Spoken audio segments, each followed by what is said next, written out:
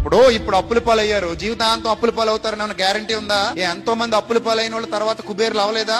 ఓలడంత మంది ఉన్నారు అయిన వాళ్ళు. ఈ రోజు కుబేర్లు అయిన వాళ్ళు రేపు పొద్దున అడుగు తింటూ పోలేదా? తిండి లేకుండా అయిపోలేదా?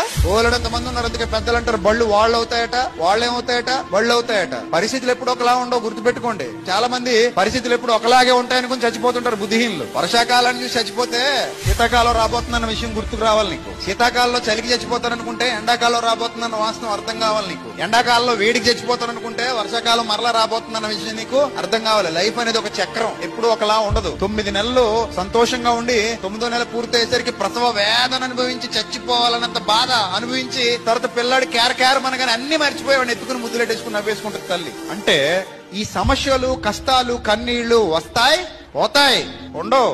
ఏ కష్టం శాశ్వత కాలం ఉండదు, ఏ శ్రమ శాశ్వత కాలం ఉండదు, ఏ బాధ శాశ్వత కాలం ఉండదు.